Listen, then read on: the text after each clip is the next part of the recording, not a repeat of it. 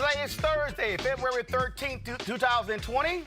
Up next on Roland Martin Unfiltered, an exclusive interview with Lee Saunders, president of AFSCME, about building political power year-round and not just at election time. We're also going to talk about health care and why unions have their own view about Medicare for all. Protesters blocked the entrance to Chicago Mayor Lori Lightfoot's office to draw attention to how gentrification will hurt low-income residents of the city as the Obama Presidential Center is being built. Yes, they want a real initiative to take care of the community, even though it's Obama. On the tails of his impeachment victory, Donald Trump is planning to install federal judges who could vote the Voting Rights Act. No shock, he's already been doing that. Also, Reverend William Barber is rallying voters in North Carolina, but early voting begins today. An Oregon man complained to his boss about discrimination and ended up being arrested. After 25 years in prison for a double murder, a man is freed by an undisclosed letter. Also, an example of some really bad airplane etiquette. Trust me, when I show you this video, I would love for somebody to act a fool like that if I'm flying and I recline my seat. Y'all might have to call an air marshal. And who else is now backing Mike Bloomberg? The money is flowing left and right. I'll tell you about the latest black endorsements and what that means. It's time to bring the funk on Roland Martin Unfiltered. Let's go. He's got it. Whatever the miss, he's on it. Whatever it is, he's got the scoop, the fact, the find. And when it breaks, he's right on time and it's rolling. Best believe he's knowing. Putting it down from sports to news to politics. With entertainment just for kicks, he's rolling. It's on go, roll, y'all. It's Roland Martin, rolling with Roland now. He's funky, he's fresh, he's real, the best, you know he's Roland Martin now.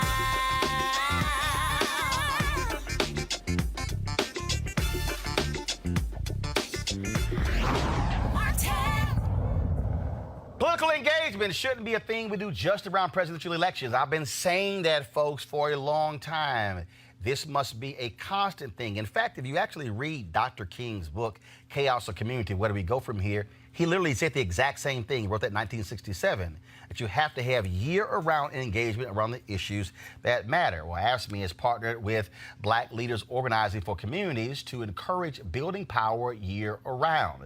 Joining us right now is Lee Saunders. He visited Wisconsin to talk with some of the organizers there. Here's some of that video, and then we'll come back and chat with him.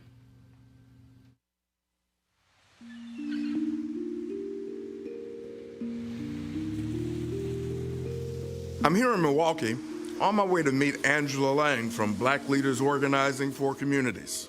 BLOC is a dynamic grassroots organization that is all about building long-term political power with a new vision for civic engagement. Let's see how they do it. BLOC launched in November of 2017 with the idea that we were going to not wait for a candidate, we're not going to wait for a party, we're going to educate our folks ourselves. We're going to empower people, we're going to do year-round civic engagement, we're going to make sure people understand the power that they have within themselves to make a difference in this political system that often excludes us. And you're actually using, and I think you call them ambassadors. Yes. Who go around and knock on doors and listen, not only talk, but listen to the folks that open up that door and want to talk about the issues that confront them. We knew that we wanted to do things differently. So ambassador is kind of just a canvasser with a twist. People see our really aggressive ground game. They see that our ambassadors are deeply trained. They're not just, being transactional. Can you vote for this candidate? Yes or no. It's deeper conversations. It's more meaningful conversations. We were able to do over 227,000 door attempts just in 2018 alone. That's the importance of having, number one, a year-round program where you don't leave, where you don't pack up and leave and then wait until the next election, where you have a presence in the community at all times.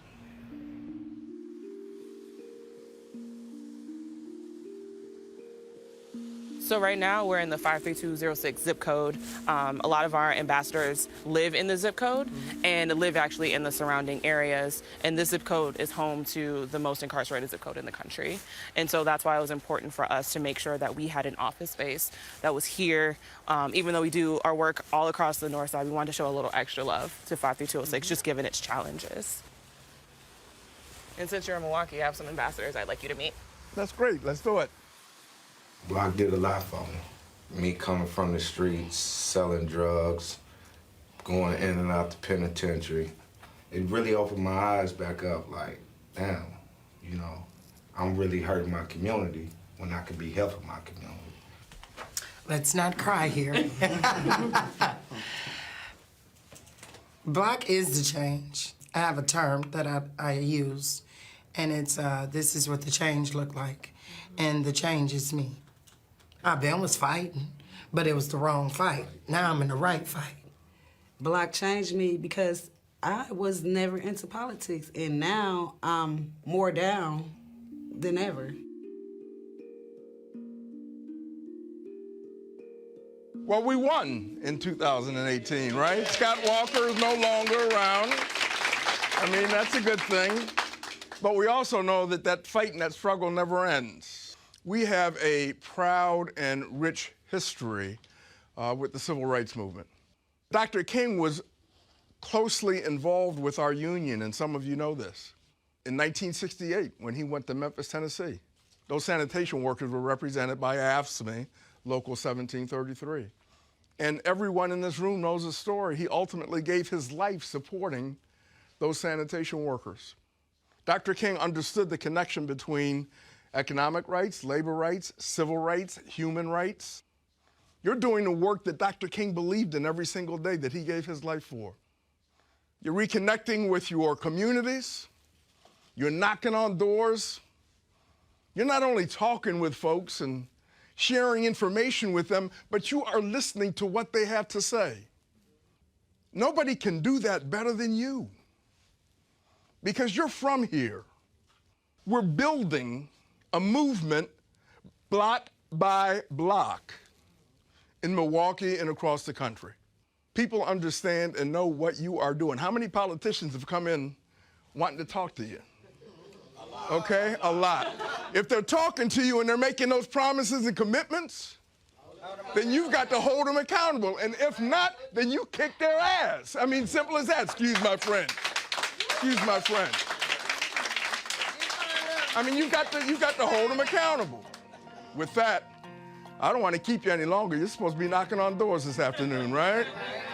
But I just want to say thank you on behalf of the 1.4 million members of AFSCME, and let's get the job done, okay? Let's get the job done. Thank you very much. Thank you.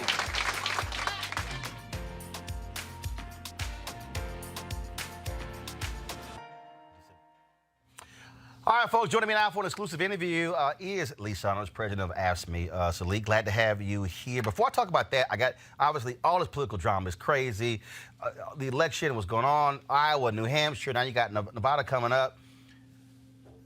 A lot of people, they really upset with Bernie's people attacking the culinary union because they want to endorse him. When you were at the CBC Leadership Summit, when healthcare came up, you talked about that, and there's all this sort of back and forth, Medicare for all. But a lot of union folks who are going, like, wait a minute, hold up. Now we busted our butts for the health plans now. What do you make of just how this issue has now become so contentious with Democratic candidates and labor unions who historically are supporting Democrats? Well, this is my response, Roland. I think that we've got to stay focused on what's happening. And all of the Democrats are coming up with programs either to build upon the ACA, Obamacare, or to talk about Medicare for all and single payer.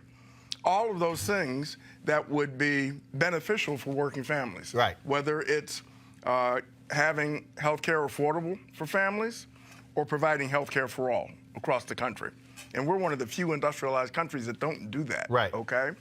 Now, you look at the other side, and the other side is they want to tear ACA apart.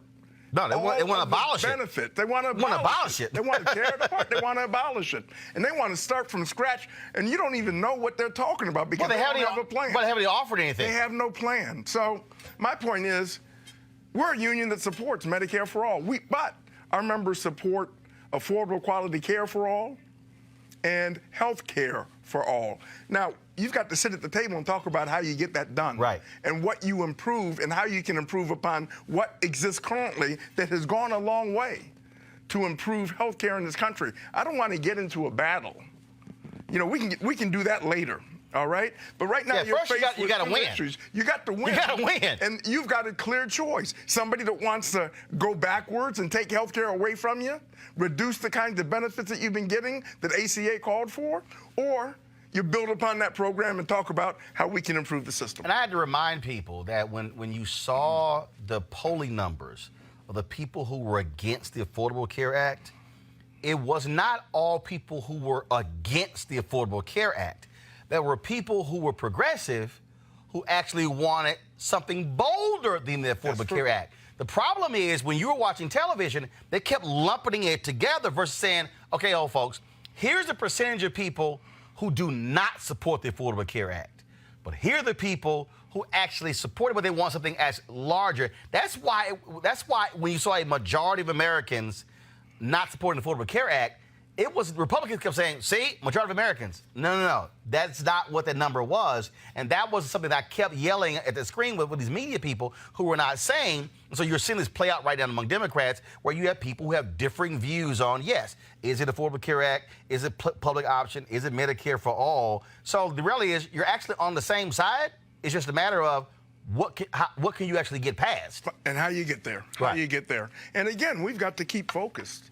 I mean, and it's real clear what's happening. You have folks that want to take away the progress that was made with ACA versus folks that want to build upon it or improve it to include more Americans and at an affordable rate. You also, to me, but you also cannot have Sanders people or anyone else attacking the culinary union because they have a differing view. Of course To not. me, that does not help anybody because at the end of the day, you can sit here and be all for your person.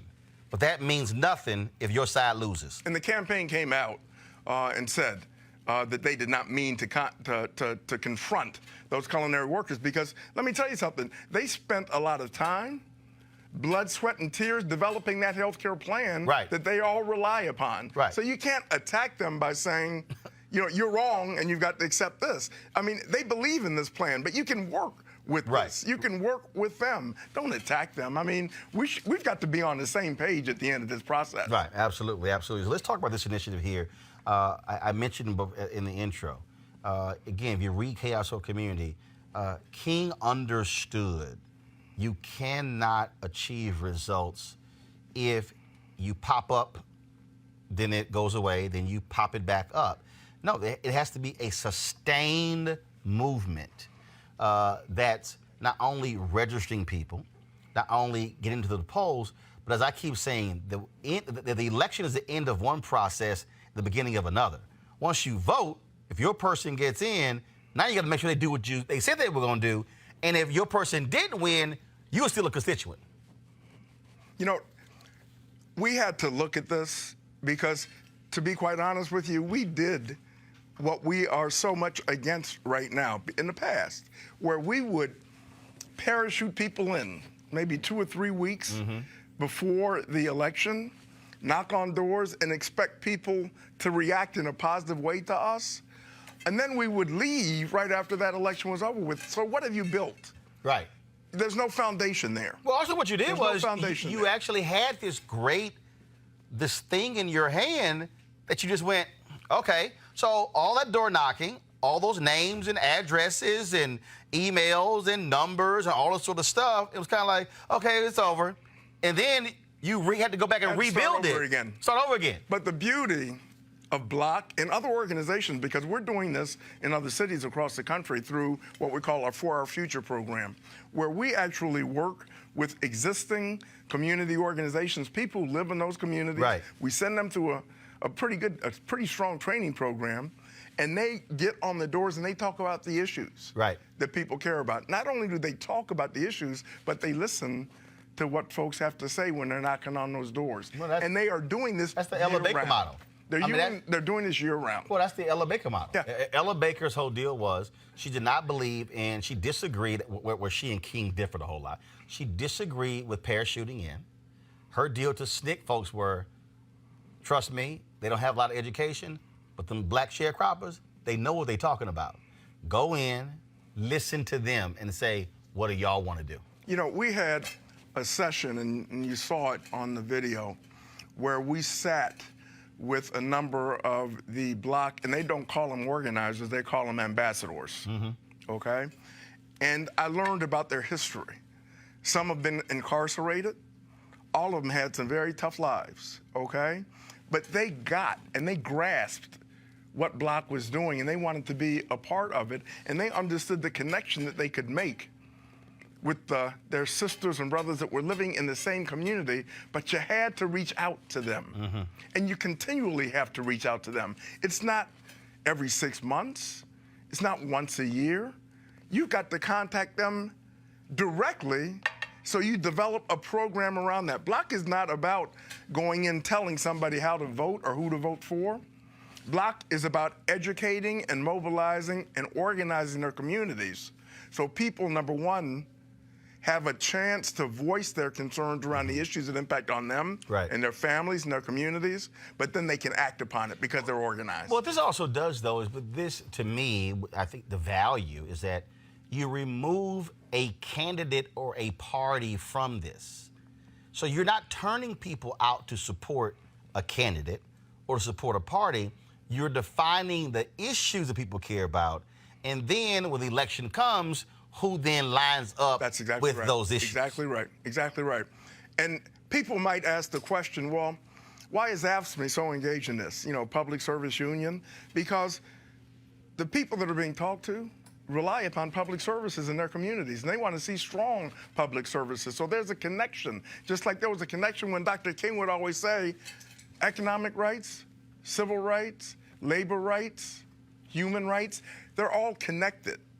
They don't stand alone, they're all connected. And what we do is bring all of those rights together and talk with folks so they can make up in their own minds what needs to be done in their own respective communities. And let me tell you, when you give people those tools and you listen to what they've got to say, they make the right choices. When I was in Ghana, I was there with Desmond Meade and Sheena Meade behind Amendment 4 in Florida. And one of the things that Desmond said was that here they had this whole infrastructure, all these people who were surrounding, obviously, Amendment 4, but then they were able to then send their people out into those public housing complexes, into those community centers, into those neighborhoods, and same thing, talking about the issues, and then they begin to impact other elections. And again, that when you use the word organizer, okay, the root word is simple. Organize. You cannot change something where it's just sort of haphazard and it's every now and then. Yes, you have to actually organize people, house by house, street by street, block by block. Yep. I mean, this ain't rocket science. And I think what happened was, for so many political campaigns, they got so caught up in run the TV ads, run the radio ads, and yes, send folks in 2-3 weeks out, and then you wonder why people are disengaged. And it doesn't work, and we've got proof that doesn't work, that model doesn't work. If you look at 2016, before this program, before Block was in place, or before we had any other programs in place, in 2016, folks in the black community, the voting percentage was way down. Right. Way down in 2016. Block started up really from For Our Future after 2016 and then turning into Block. In 2018, the community was engaged, the community was organized, and they were educated. And I will say this, if it wasn't for Block, we may not have won the governor's race in 2018 in Wisconsin. Right. But there was a clear choice. There you go. Right? And they knew what the issues were. They understood those issues, and they voted based upon the education that they had received and what they believed in and what they felt would be beneficial for their own communities. So that just proves that this works, and we're going to continue to do it. I got a column today, a couple more questions for you. I got a column today, my email. Here, go to my iPad, from Latino Decisions. And the headline is called Apathy in Texas. And in this piece, they talk about the fact that you have 2 million eligible but unregistered Latinos in Texas. Now, the reason, and they say in here, based upon the numbers or whatever, what it would take, they say it probably will take an investment of about $40 million. But what they talked about was how you're going to have to organize them. As they say, it has to be a census-style effort. And they say voter registration groups on the ground in Texas tell me it costs between $10 and $30 to register each new voter. If we assume a $20 average, roughly $40 million is needed to register the 2 million remaining unregistered Latinos. Now, here's what's interesting, as you're describing Block. 2012, Obama beats Romney. I'm waiting to go on CNN, and then Congressman Chris Van Hollen, now Senator, he's over the re-election campaign for the House Democrats. And I bring up, at the time it was 2.1 million eligible but unregistered. I bring up 900,000 in Georgia. And I say, look, there has to be a massive investment. You're going to have to move people in and build within communities. And pretty much was kind of like poo-pawed it. And I said, dude, that right there flips the state. I said, you don't have a single Democrat elected statewide in Texas. I said, if you look at the numbers, if you take a 70-30 split, I said, you don't even need the 2 million. If you only do half of this, Republicans win in Texas by around 250,000, 300,000 votes. I said, you do half of this, you flip the entire state. But that's the kind of long-range thinking that people are going to have to use. They're going to have to get out of this the next campaign thing and go, no, you have to look at this thing as a long-term plan and not just the next election. And let me say this. We are not declaring, meaning my union, ownership over this program. We want more people engaged in this. We need more resources so we can have these community organizations coming up, so we can mobilize the folks in those communities to do exactly what you said. And we know that it makes a difference. All you have to do is look at what happened in 2018 in communities that were educating and mobilizing in this fashion. We've got to do the same thing. We can't turn backwards now. We've got to do it for 20 and 22 and 24 and beyond. That's the way that you truly engage our communities across America. All right, then. Well, where can people get more information if they want to look it up? Where do they go? They just need to look up Block, or they can get in contact with our website, AFSCME.org. And it explains what we're doing and what we're trying to do with the number of programs that we're investing in. And we're asking people to take a look at it. And if you've got some resources to help out with these programs, because that's the way that we can win. All right. Lisa Holland, I appreciate it, man. Thanks a lot. Thanks for having me, man. All right, okay. Then. Got to go to a break. When we come back, we're going to talk a number of things. Mike Bloomberg, black endorsements. We're going to talk about the presidential campaign. All of that next. Roland Martin Unfiltered. Back in a moment. You want to check out Roland Martin Unfiltered? YouTube.com/Roland S. Martin. And subscribe to our YouTube channel. There's only one daily digital show out here that keeps it black and keep it real. It's Roland Martin Unfiltered. See that name right there? Roland Martin Unfiltered. Like, share, and subscribe to our YouTube channel. That's youtube.com/Roland S. Martin. And don't forget to turn on your notifications so when we go live, you'll know it.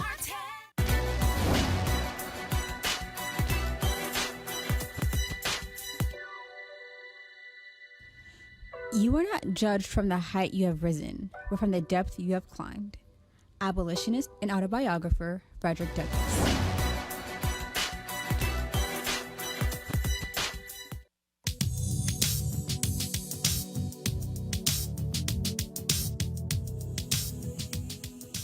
Hello, I'm Dr. Avis, and this is Black History Month. Now, I know at this time of the year, we typically look back at those important historical figures that have made a substantial dent in American history or world history or specific occurrences that relate to our advancement as a people.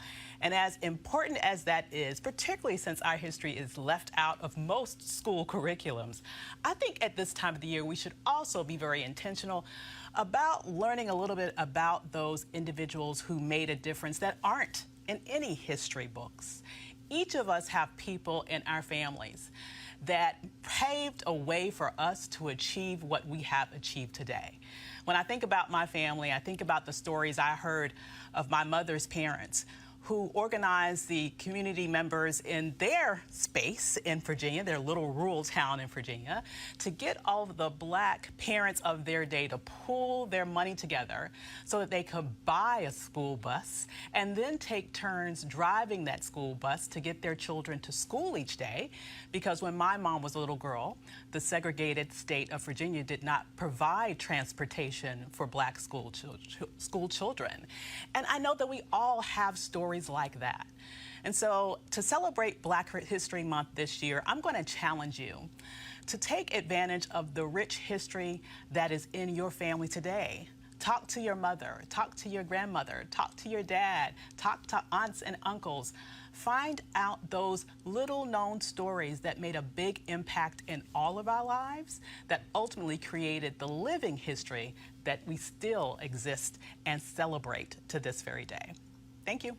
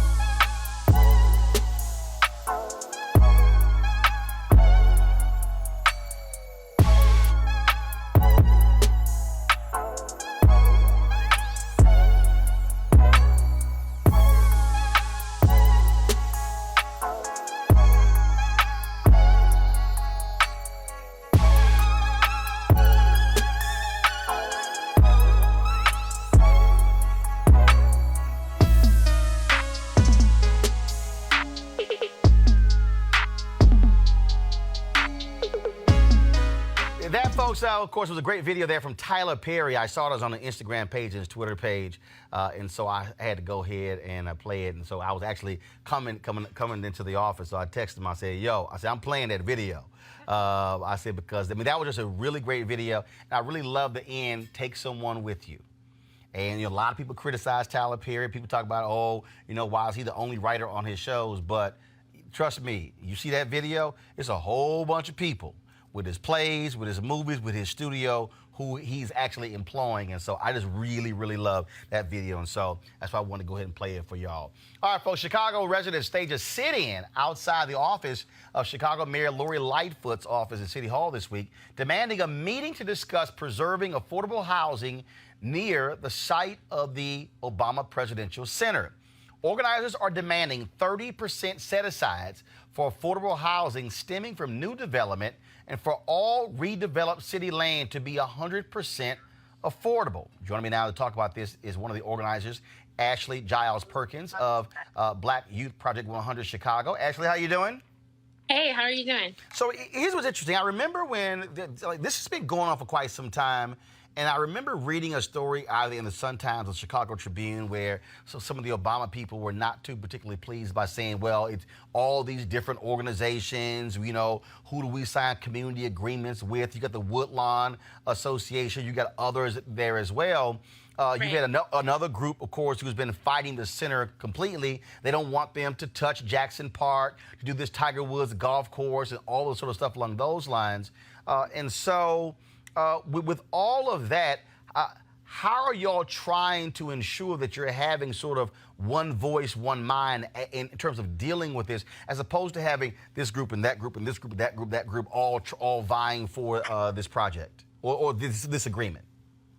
Yeah, I would say that there is one group, and I would call us as the coalition members, as the Obama Community Benefits Agreement Coalition, and that is made up of, I'd say, 6 or 7 core groups, and then there are the allies, so other people that have signed on to the platform. So I got involved with the campaign through Black Youth Project 100. I'm one of the Chicago chapter members, and we are in conjunction with organizations such as Kenwood Oakland Community Organization, there's STOP, Southside Together Organizing for Power, Westside Justice, and a lot of other organizations that have been meeting, I'd say at this point, for 5 years. Right.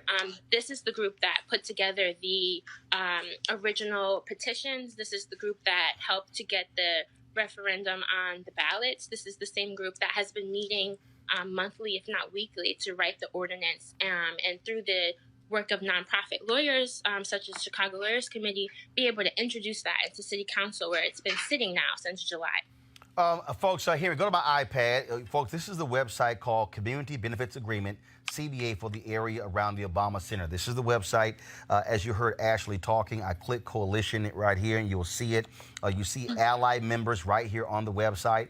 Alliance of the Southeast, Brighton Park Neighborhood Council, Bronzeville Regional Collective, Chicago Jobs Council, Chicago Rehab Network, Chicago Teachers Union, Chicago Women in Trades, Community Renewal Society, Friends of the Parks, Indivisible Southside Metropolitan Tenants Organization, Reparations at U Chicago, Service Employees International Union, Healthcare Illinois, Indiana, Showing Up for Racial Justice, Southside Chicago Democratic Socialists of America, Voorhees Center for Neighborhood and Community Improvement at UIC, Wolfpack, Woodlawn Baptist Church, Woodlawn East Community and Neighbors, and of course, BYP 100 as well. And Ashley, what's interesting to a lot of people is that here you have President Barack Obama gets his start as a community organizer in Chicago, and they're doing this.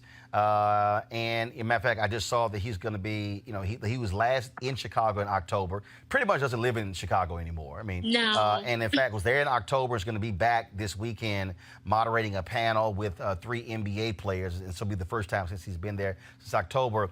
Have y'all been surprised at the unwillingness to sit down and do a strong deal, knowing full well that he was one of the very folks who was doing this work before he became president or before he state senator?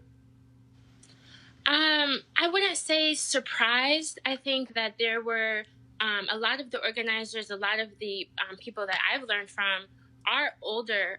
They are seniors, and they are part of these tenant associations, and they live in buildings where they don't have a lot of autonomy, and they are often displaced much easier because the entire building, you can displace hundreds of units at a time if you shut down an entire building or raise rents in an entire building. So a lot of the seniors were always kind of had a been there, done that attitude. People that were displaced out of Bronzeville, people that had been displaced from Hyde Park and Kenwood that are now in South Shore or now in Woodlawn, were prepared to come up with this Plan B option. Ideally, we would have wanted an actual community benefits agreement with the Presidential Center and the foundation. But what ended up happening is it's actually going through the city now, going through as an ordinance that is going to be fueled by the aldermen and alderwomen of the city. And so people were prepared to do that because in the past, developers have been unwilling to negotiate and honestly don't have to legally be beholden to the community. So we would hope that leaders like Obama and others would stand up. And I'm sure if he put his, hat behind it, it would have happened. But they were actually pretty resistant and said very clearly that, it wasn't necessary, that he trusts the Obama the foundation. They're a nonprofit, they're for the people, they're familiar with the area, and that essentially a community benefits agreement just wasn't necessary. And so no one in the coalition believed that. And so we were ready to organize and move people in different ways, such as the referendum, which passed at 80 and 85 and 90% in these wards where the people are most impacted. And that's it. And look, I mean, I totally understand their position. Hey, trust us. But look, I spent 6 years working in Chicago. I ran the Chicago Defender, had first of all, a midday show, then a morning show on WVON radio. And the reality is black folks in Chicago have heard a whole lot, trust us, trust us. Correct. And then when it happened, folks got left out. And so I get the sense from these community groups, they're saying, damn that, put it down on paper. Correct. Put it in writing. Yes. What's next? Well, there was an action this week. Essentially, the coalition, we are in an escalation stage right now. We introduced this, as I said, back in July. And to date, it has never been on the agenda in the Housing Committee. There's no way for it to ever reach the floor of City Council if it doesn't get through the committee. So we did some actions in the summer, such as having a kind of a walking tour with the housing chair, going through the area, walking him through the history, having them meet with residents and look at historical sites and landmarks that are within the region that would be impacted. We have been meeting with different groups. The city has been having meetings that we've been either invited to or maybe not invited to attend at all. And so at this stage, we have shifted to the mayor, who we believe has a lot of say-so in what can get happened and what can't happen. The city has responded with their own ordinance that they have introduced.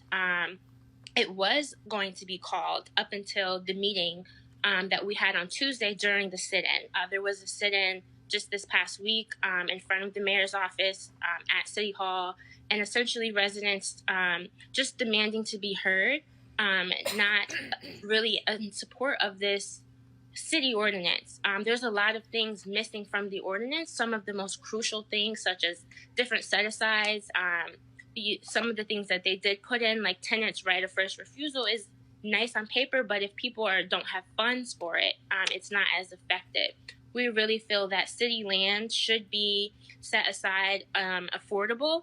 We believe that some of the terms that the city is using, affordable is in air quotes, and really when you look at the median income of the area, it's $23,000.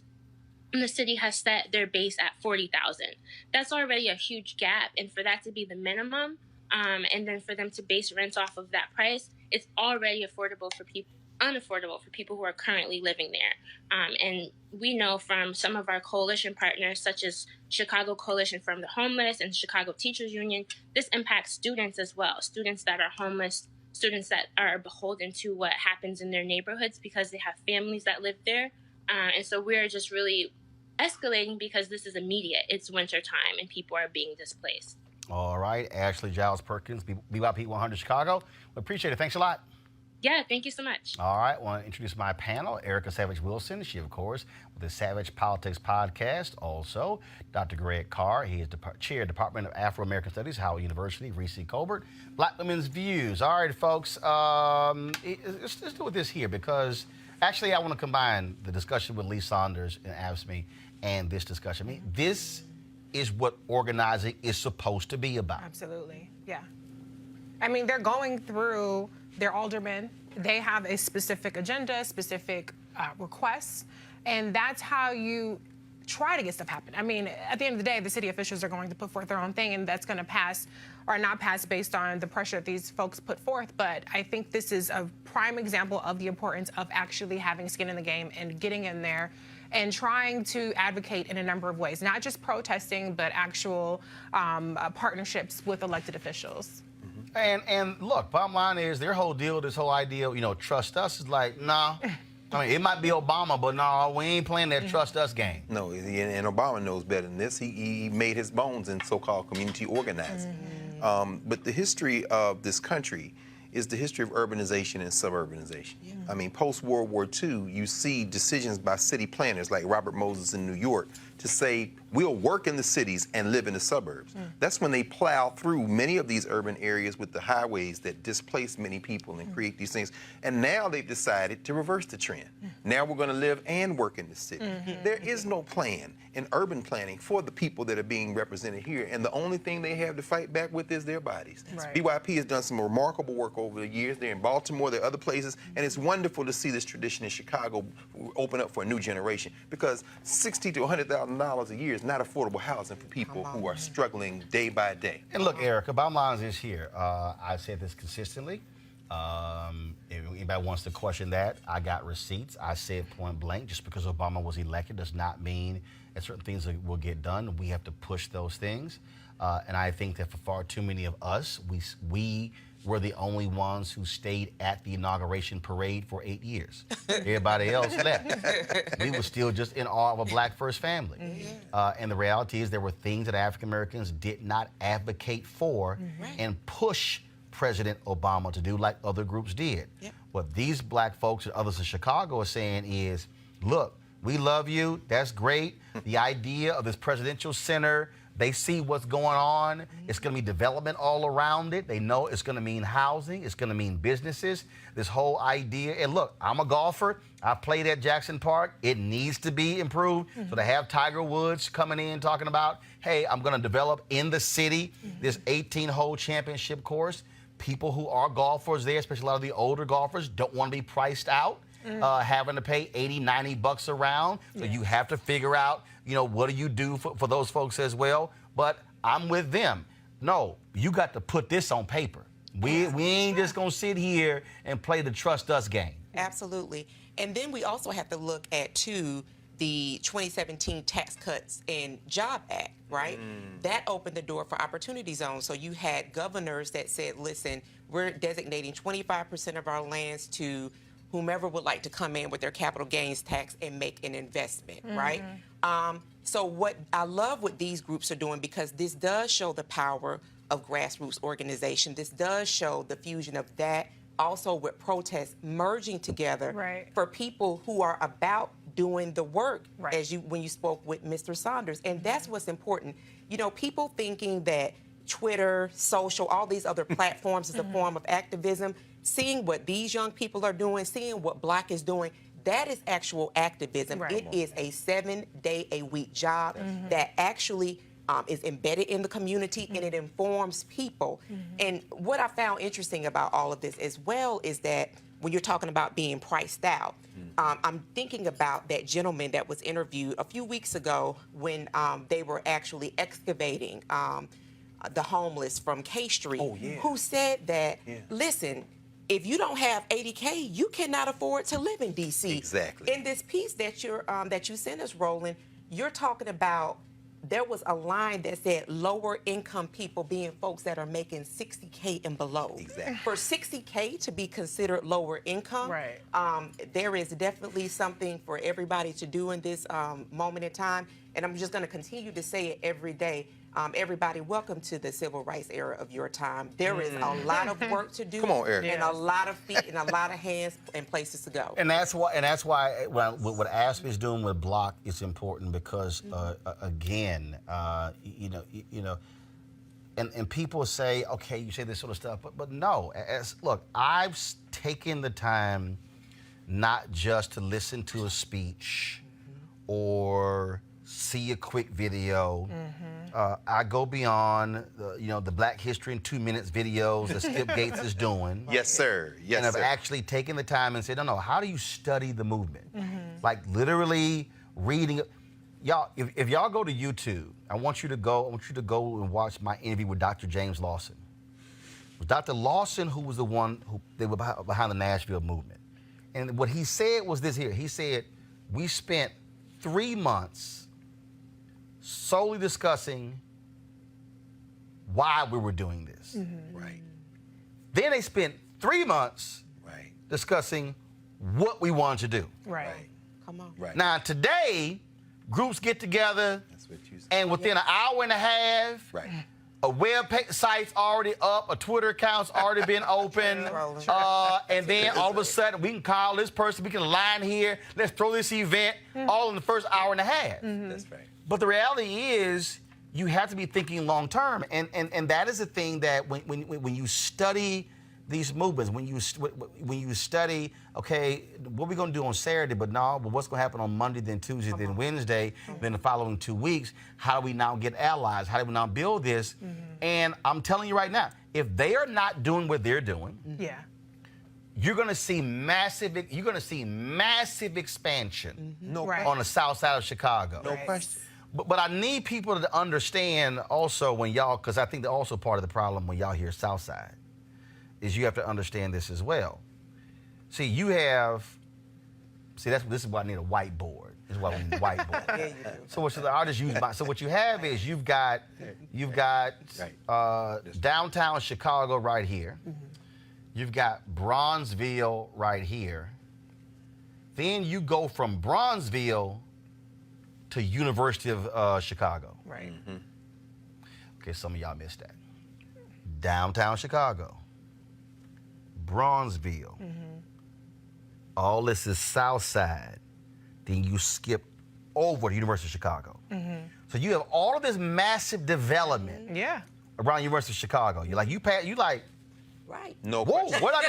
what I just come into? No question. And then you start saying, okay, so what's in between Bronzeville, University of Chicago? Yeah. And then what's beyond University of Chicago? And then how does stuff look? And that's what's happening here. Yeah. So what they don't want is, they don't want this Obama Presidential Center to actually, essentially, be connected to the University of Chicago, and all this other stuff in between gets left out. Right. They want, because if you study in Jesse Jackson Jr., and this is, again, I don't care what nobody say, I spent time with him, the brilliance of Congressman Jesse Jackson Jr., O'Hare Airport. Right. The reason he was fighting for that third airport on the south side of Chicago is because he understood how that airport drove development in a 50-mile radius. Exactly right. That's what O'Hare did. This presidential center, world leaders will be coming in. Oh, yeah. No question. Where will they be staying? Where will they be visiting? Where will they be eating?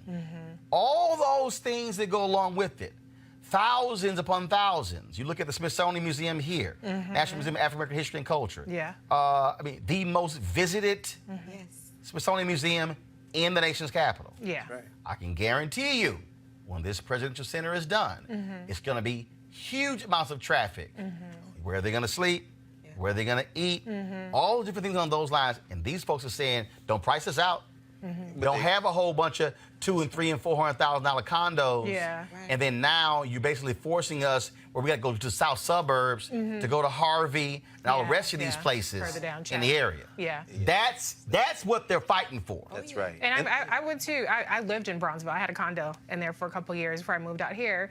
And I saw that it was redeveloping. I saw white people walking their dogs on the street. And I said, See right there. shit. Right. See right there. Right. When a white woman is jogging alone, Yeah. your neighborhood has changed. It's mostly No, I'm just being serious. No, it's the truth. It was still transitioning. And it was a brother who had a home there for 40 years who told me that. He said, Roland, my neighborhood is changing. I was like, why? He said, white women are jogging alone. Yeah. I was like, damn. Yeah. in Chicago. Damn. But that's where the wrinkle comes in, because on the opposite side of this activism that you have of people not wanting to be left behind, you have homeowners. That's right. And they want to cash in too. They don't want to have their property values depressed. I'm not defending them. I'm just saying this is the reality. This is the other side of the coin. And that's what makes it that much more challenging to try to convince homeowners that this isn't a zero-sum game, that it's not a, well, you can, if things are affordable, then that means that I lose. So that is the big battle, and that's the battle that the aldermen are going to have to do, and the city's going to have to go through. So that's what always makes these sorts of things challenging. And what ends up happening is the homeowners don't necessarily win, and the people that are looking for affordable housing don't win. The developers win. The wealthy people who aren't even in the neighborhood, and they come in and they cash out. Which is also, Greg, what I also wish, and this is, and I've said this. I remember when I did the State of Black America discussion for the National Urban League with the unveiling of their report, the Howard Theater 2-3 years ago. I said on the stage, I'm tired of talking about gentrification. I said, I'm literally tired of talking about it. I said, the question is, when are we going to see folks create black real estate funds? Yes. That can then, like, if we know, okay, what's available. I mean, there was a brother, it was a husband and wife in Atlanta. They did a crowdfunding campaign. I think it was called the Tulsa Real Estate Fund. And I'll pull up in a second. It was a crowdfunding campaign. I believe they raised $9 million in 7 days. Wow. And the whole point of that was to acquire, yes, it's called the People's Fund. The People's Fund, I remember that because I was like, yo, and that was what it was. It was like, yo, we can either keep talking about gentrification, right, or we can say how we pool black dollars, start buying our own land, our own communities. Great. Yes. No, that's critical, and we may have missed the mark, or maybe too late in some places. Detroit, for example, where you see them basically colonize downtown. But you're raising something, and when you were talking to Brother Sanders earlier, you mentioned Ella Baker. It's critical to understand. Ella Baker really enters this conversation in the 1940s through the Urban League and then through SCLC, organizing people to control their own destinies. But when you talk about something like this, and Reese, you say that because the black community is no longer that segregated community where we moved as one because we had a collective agenda. That's I mean, true. Horace Caton and St. Clair Drake wrote a book that's very important. In fact, they really kind of start urban sociology for black people in some ways around their book Black Metropolis, which is the history of Chicago. But it was segregated then. When you mention the fact that you got black property owners that are like, wait a minute, hold on, because I'm getting ready to get paid. And well, what you're seeing is a class fracture. And so, you know, Roland, when you mention that, when you talk about Ella Baker, or when you come forward, talk about those 2 million unregistered Latinos in Texas, these young people now and these other people in coalition are turning toward the dispossessed, because what the dispossessed have is numbers.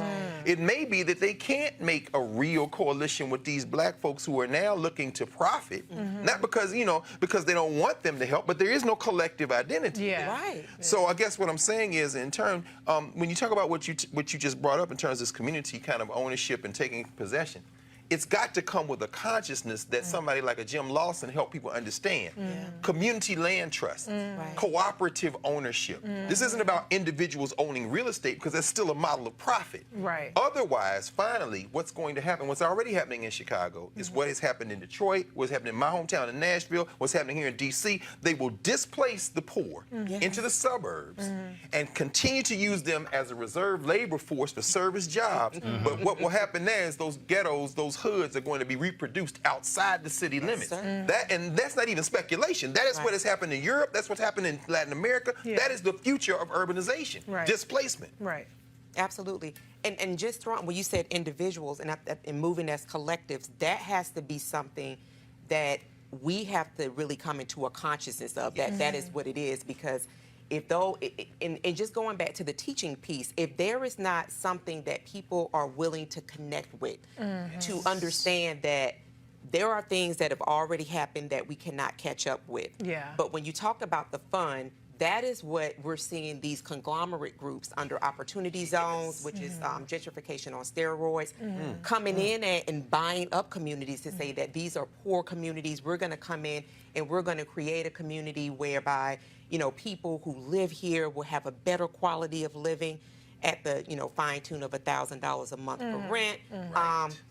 But they're making these decisions with little input for the community. So I think that the two things that have to happen is that the individualism has to die, that collective piece has to raise together, and then that there also has to be an appetite for the model of teaching so that people understand that these things do not happen at the same speed of technology, that they take time. And the more that we hear things, the repetition, understanding the language, then we can move at a place where we actually do see some gains. Absolutely. All right, folks, going to a break right now. We come back. We'll talk about Mike Bloomberg picking up huge endorsement today from a black mayor in Houston. We'll discuss next on Roland Martin Unfiltered. You want to support Roland Martin Unfiltered? Be sure to join our Bring the Funk fan club. Every dollar that you give to us supports our daily digital show. There's only one daily digital show out here that keeps it black and keep it real as Roland Martin Unfiltered. Support the Roland Martin Unfiltered daily digital show by going to RolandMartinUnfiltered.com. Our goal is to get 20,000 of our fans contributing $50 each for the whole year. You can make this possible. RolandMartinUnfiltered.com. You want to check out Roland Martin Unfiltered? YouTube.com/Roland S. Martin. And subscribe to our YouTube channel. There's only one daily digital show out here that keeps it black and keep it real. It's Roland Martin Unfiltered. See that name right there? Roland Martin Unfiltered. Like, share, and subscribe to our YouTube channel. That's YouTube.com/Roland S. Martin. And don't forget to turn on your notifications so when we go live, you'll know it. All right, folks, are you looking to enhance your leadership or that of your team in 2020? Well, you can join Dr. Jackie Hood Martin's newest online course, a mastermind group, How Successful People Think. It is a John Maxwell endorsed class. She'll be your guide as you learn timeless leadership principles to apply to daily living. Offers expires February 28th. Register or start the online course today, www.livetolead.com/Leesburg. That's live, the number 2, LEAD.com/Leesburg. All right, folks, today, Mike Bloomberg announced that Houston Mayor Sylvester Turner is endorsing him for president, will be leading his Blacks for Mike group. In addition, he's national co-chair of the Bloomberg 2020 Infrastructure Council. This is a graphic that the Bloomberg campaign put out. I know that cities are ultimately made up of two things, people and places, and to be truly a successful city, we need to invest in both. A key to that effort is finding partners who are willing to work hard alongside us, and I found that partner in Mike Bloomberg. In addition to that, Joe Reed today, of course, who heads the Alabama Democratic Black Caucus. They are a very powerful group there in Alabama. He also today announced that that caucus is also endorsing Mike Bloomberg. He spoke to that caucus. Recently and is backing him as well. I want to go to my folks here. So my panel here. So here's the deal. So here we are. The audio that had been out there, Michael Bloomberg talking about stopping and frisk, Xeroxing copies and sending it around, slamming people up against the wall, drops on Tuesday. Next day, he releases support from 3 Black members of Congress, Gregory Meeks, Lucy McBath, Stacey Plaskett. Then, of course, on Wednesday, we hear about him blaming victims of the financial crisis in 2008 on redlining. On redlining, which actually just made no sense, and it was completely disproven. And then a group of pastors who had met with him on Tuesday dropped a statement condemning Donald Trump's tweet about Bloomberg, and then accepting his apology. And then, of course, now with the redlining comment. And so, what do you make of all this? All of a sudden, Reese, this mad rush of just everyday African Americans, groups, and politicians who are not even addressing anything about stop and frisk, addressing nothing about any of these issues, who are like, damn that, Bloomberg is the guy. I think they can count this delegate math. And Michael Bloomberg is viable. He is very generous in terms of funding political campaigns and different causes. And he's increasingly becoming more of a contender in this. And so this is politics. People have to pick their poison at this point. And people might be mad at that, but that's what I see with the field that's left. And so I think that, each person has their baggage. I think that Michael Bloomberg's baggage is deplorable, but can he get past that baggage given the financial resources that he has, given the staff that he has, given the data operation that he has? Likely, but I did hear him on MSNBC today, and I was appalled at his, response. I'm like, you have all these smart people working for you, have all this money, and you cannot competently answer these questions about these comments in a press conference. I don't think he's going to be good off script. I would have expected him to do a speech and, lay it all out there, and he doesn't seem to be, going that direction. So I think that, depending on how he handles it, it'll be more of an issue than not. But he has so much money. I'm driving into work at Russ Parr, and you hear 3, Michael Bloomberg ads. He's acknowledging his white privilege, and then he's talking he has all these things working in his favor. And if you're going to hitch your wagon to somebody at this point, then why not go with the person who has money? I know that's cynical of me, but I'm just acknowledging the politics of the moment that we're in. But Greg, what's interesting to me, it's literally no addressing of it at all. Yeah. I mean, it's like, okay, I'm in. And the thing is, if you begin to break this thing down, and look, first of all, I'll come into this, but we begin to break this thing down. I get you're not sure, but 2 states have voted. Just 2 states. Sure. Bloomberg's not on the ballot. He's not going to be in his first debate until next week because the rules were changed. So he's going to be on the stage February 19th in Nevada. Then 6 days later, February 25th, the CBC debate, and CBC Institute debate, Charleston, South Carolina. He has virtually done no interviews. No. is not doing community groups. No. Not doing town halls. No. Not having to answer to the questions. So the rest of these candidates who we've judged, Joe Biden, Elizabeth Warren, Pete Buttigieg, Amy Klobuchar, Tom Steyer, am I missing anybody who's still in? Bernie Sanders. You look at who's dropped out, Kamala Harris, Julian Castro, Beto O'Rourke, on and on. They all went through the meat grinder. Not so much on race. Not so much on race. No. But they all went through the meat grinder of On having everything else. having to do interviews, Yeah, having to oh, do yeah, town that part, yeah. halls, having to go before. He's like, yo, I'm flying 30,000 feet. I'm just going to just drop. Yeah. And folks like, okay, I'm down with you. Yeah. Why shouldn't he, though? I mean, I agree with you, Reese, everything you said. I mean, Michael Bloomberg, the party is turning its lonely eyes to Bloomberg. What do we mean? I mean, you know, Buttigieg is done. He passed the 2 white primaries. He's not going to put a dent in that black vote. Klobuchar, I think they're trying to keep viable. MSNBC should sign on as an unofficial member of their campaign, her campaign, to kind of see if they can get her passed. Warren is hemorrhaging. She took bad advice. I think a lot of those Obama advisors with her gave her bad advice. Sanders' support is solid, and it could expand. He's beginning to make some inroads in the black. He's around 20% now, a little bit above the national polls, and he's making some inroads. But here's the thing with Bloomberg. Bloomberg is relying on American politics. As he said, this is real politics. We're talking about low information voters. We're talking about mayors that he basically bought over the years. And so I'm a big fan of Mike Bloomberg on one point. He's attacking the hell out of Trump. And if he would, Mike Bloomberg needs to write that $40 million check you talked about with Sanders and register these voters in Texas. If you're serious about defeating Trump, because at the end of the day, black people understand better than anyone in this country, this man got to go. And we really don't care whichever one of you it is. And what I think we're beginning to see finally is some of these black politicians who have been, you know, subsidized by Bloomberg over the years are trying to get ahead of where they think the Democratic Party is going to be, because whether it's Stop Bernie or whether it's Beat Trump, people are nervous now. Joe Biden is basically out of it, and Bloomberg is sitting there understanding that people now watching debates. Bloomberg gonna get on the stage in Nevada and embarrass himself. Why? This is not a guy who can debate on a stage and come across with anything like that in my mind. But also, let's just be clear, a very rich dude who runs his own company, he ain't used to being challenged. No question. And it's coming to your point about that news conference, you can tell he was, I'm going to pull it in a second, he was kind of perturbed, you know, Erica. In fact, before I do that, we mentioned the redlining. This was the video where he was talking about the issue of redlining. Check this out. You've made some reference to the elements that led to where we are today.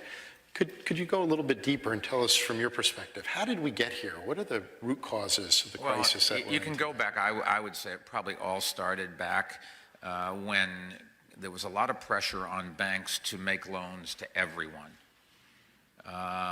Redlining, if you remember, was the term where banks took whole neighborhoods and said, people in these neighborhoods are poor, they're not going to be able to pay off their mortgages, tell them your salesmen don't go into those areas. And then Congress got involved, as local elected officials as well, and said, oh, that's not fair, these people should be able to get credit. And once you started pushing in that direction, banks started making more and more loans where the credit of the person buying the house wasn't as good as you would like.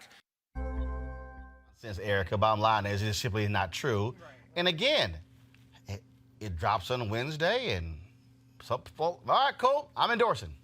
Right, and I think the other piece that we're seeing is the failing of the Democratic Party. Had the Democratic Party been making a more substantial investment in its base, which are black folks, period.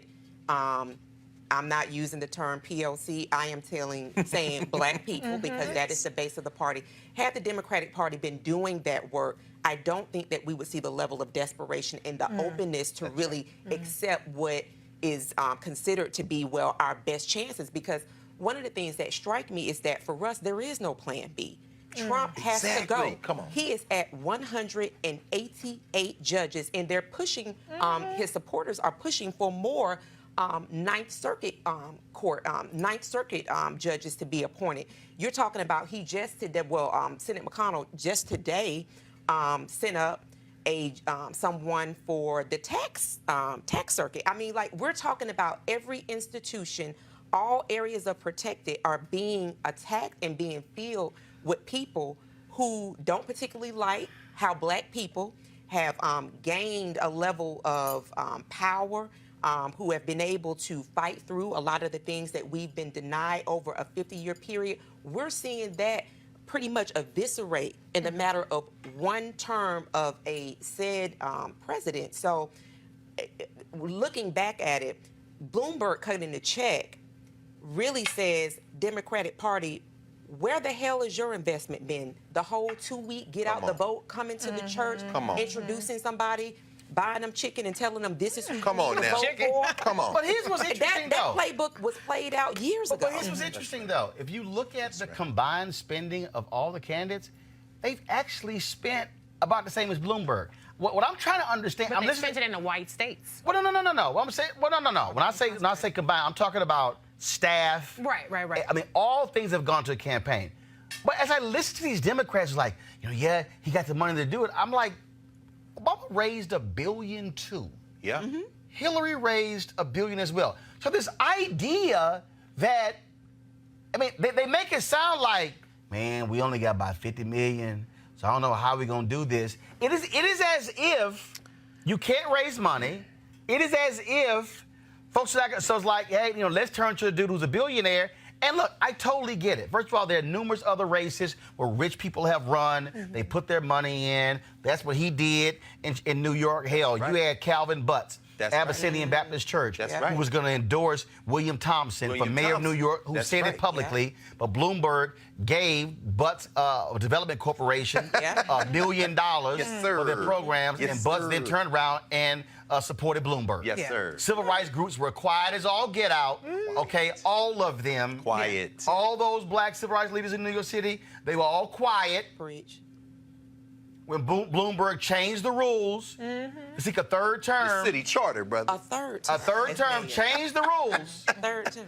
And was running against a Black man. Come on. Come on. Huh? I thought we cared about Black power.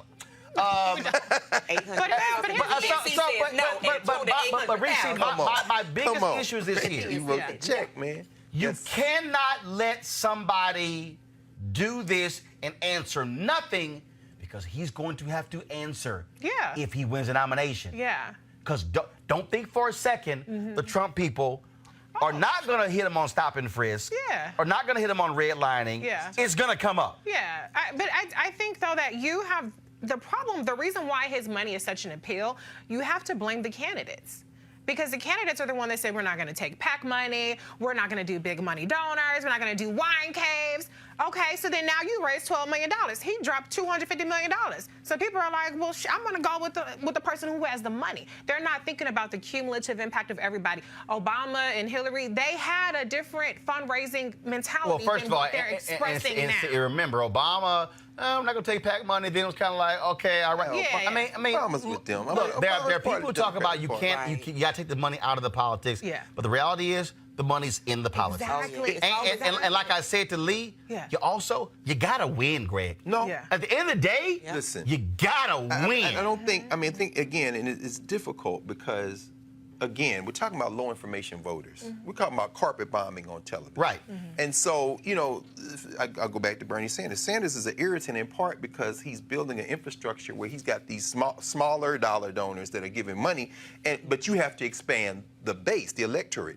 If the Democrats are really going to win, and Bloomberg is serious about getting Trump out of the paint, Bloomberg is not going to win the nomination. I don't see that happening. In fact, there are going to be many states where he's going to poll less than 15%. You got to, in Democratic rules, you got to get over 15% to get any delegates at all. Sanders is not in danger of polling below 15% in probably any of these states, which means he's going to be one of at least 2 people above 15%. Right. If Buttigieg doesn't get out, if Klobuchar doesn't get out, if Warren doesn't get out, if Biden doesn't get out, and if the 2 billionaires stay in, Bernie Sanders is the only one who's going to consistently be one of the 2 top 2 finishers. I'm saying I'll say this. If Bloomberg is serious, then his money needs to go where his mouth is, move some of that money to voter registration, expand this base, and whoever wins, Bloomberg, you stay at the table. Now, you're Well, first of all, he's already said That's what he said. Even if I don't win, Yeah. I'm gonna drop another Well, that's billion. what he said, but Well, first of all, I mean, the reason I do believe that, because if you look at the amount of money that he spent in 2018, when you look at what he spent in 2016, he's been I mean, it's there. So I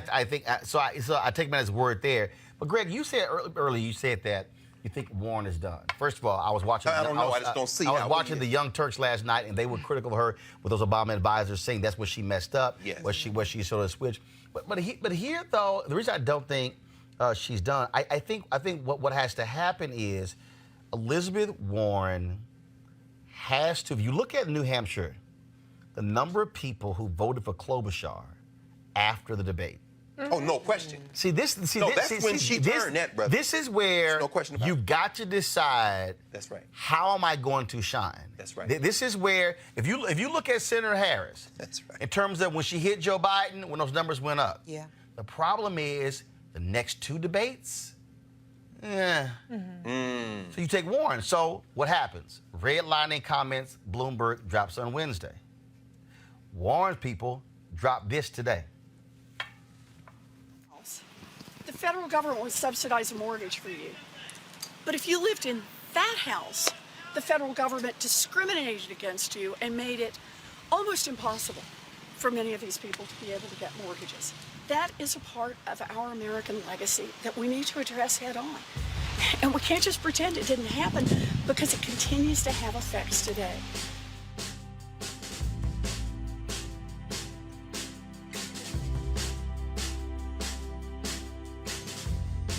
Homeownership is the #1 way that working families, middle-class families build real wealth. And so it's no surprise that starting long, long ago, America subsidized the purchase of housing for white people. But they discriminated against the purchase of housing for black people. The consequence of that, generation after generation after generation. A lot of working white families had a chance to build wealth, and a whole lot fewer black families had that chance. And that kind of housing discrimination went on in this country into the 1960s. And even today, the consequences of that are still felt. The gap between black homeownership rates and white homeownership rates today are actually higher than they were when housing discrimination was legal in America. So here's my housing plan. We need to make investments as a country in housing to bring down the cost of housing for middle-class families, for working families, for the working poor, for people with disabilities, for homeless folks, for all kinds of people. We need more housing. So I got a plan for about 3.2 million new housing units and about 1.5 million good jobs to build that housing. But it's got a special section in it that addresses this ugly history of redlining, the one that's still felt today. And it says, if you live in a formerly redlined area and have never had a chance to buy a home, or if you got kicked out of your home during the mortgage crash, we're going to make first-time buyer assistance available to you so you have a chance to buy a home, to get in the game. Because America needs to face up to the things we've done wrong, and we got to start taking some steps toward making it right. That's a nice video. But no. But here's my point. First of all, obviously 2.5 minute video, the role it plays. But again, when I look at the two moments where you have to do a contrast, I think Warren's people need to say, Liz, you damn that unity shit. Forget all of that kumbaya. Right. Go on that stage and take all their asses out. And offer the contrast. Because I've been in the President Elizabeth Warren. I've had her on my shows. I've been there with her speeches. When she breaks down these systems and the inequality, when she's talking about how we got here, no question. She's more effective to me than Sanders is or anybody else I've heard. She's the smartest candidate in the field. I think the problem has been she disappears in these debates. Oh, yeah. If they don't call on her. And she also, but here's the deal, though. Yeah. Here's what, to me, you don't have to get called on. Look at the last debate. Hard at, yeah. No, yeah. look at the last debate. Yeah. Tom Steyer didn't wait for the moderator to bring up race. But that's not Warren's style. But That's guess what? what? She needs to work on. It is. Your, Yeah. but guess what? She needs to work on that. No, actually, hold up. That is Warren's style. No, that is her style. Okay. But when she ran for the Senate, they were like, no, you can't come across as pushy. No, pull a video of her getting Tim Geithner's ass. Oh, no, that's true. When she was over when she was over so my whole deal is, yo, you gotta go for broke. Yeah. You gotta go for broke. It's and true. to me, if she does that February 19th and comes back and does it February 25th and make it perfectly clear that, look, you got Biden down there. You don't know who the hell gonna show up. You know Bernie gonna do his usual yelling. Right. And my deal is there's still opportunity here. Yeah. I go back to 1992, Erica. Bill Clinton lost the first 6 primaries Give us that. before he won Georgia. Come on. Then lost the next 7 Yep. before he wins South Carolina. He won 3 out of the first 14 primaries. I don't buy this whole deal that it's over, no matter how much money you got. Your thoughts? Absolutely, and I think that I think people are tired. So we've had the impeachment. There's been, so to speak, there's been a framing of loss after loss after loss. And so, to your point, if Warren comes out with the fight that's already in her, people are going to be able to connect to say that that is my candidate. That is someone that I can work with. To also include that I don't know how many people can actually relate to a billionaire, who can relate to that level of wealth. And even with the people who are black that are endorsing, that's going to be for their own reckoning, right? And she's got to say in debate, right? No, you're wrong. Absolutely. Just like when she turned to Buttigieg, sorry, when she would hit him on that answer he gave. Oh, right. Yeah. I'm sorry. Look, you're running for president. Right. I am sick of all these people saying, oh my goodness, Democrats have a circular firing squad. I'm sorry. If I'm running against the 3 of y'all, let me let y'all know. I'm taking your ass out one by one. Right. In fact, I want to try to throw a grenade, take all 3 of y'all out at one time. But that's the brand that she created. Oh, I'm not going to attack other Democrats and all this other kind of crap. She pigeonholed herself into that. I feel like she tried to take her shot when she came after Bernie. And she said, she had the whole woman's speech all teed up and stuff like that, and all people focused on was her wagging her fingers at Bernie Sanders afterwards. I think that now she will look desperate. I mean, does she need to But hell, fight? if I'm desperate, I'm going to look desperate. Well, yeah, but she has to go. Fight. But here's the deal. Like, for instance, I'll give you an example. Next debate, February 19th, Bloomberg's first one. But wait, where are you getting this from? Because what I've seen, he's not a part of the debate. Are you sure that he's in the debate? All right, hold up. No, they changed the rules. Okay. Okay. 800,000. And I've already talked to the Biden campaign. Okay. They plan on going after him in the next debate. Okay. He'll be there. Yeah. So here's what's about to happen. Yeah. Here's what's about to happen. So you're gonna have this debate. You've got Crime Bill Joe. You've got Bernie, who signed the crime bill, Right. And voted for it. Mm-hmm. You've got Bloomberg is stop and frisk.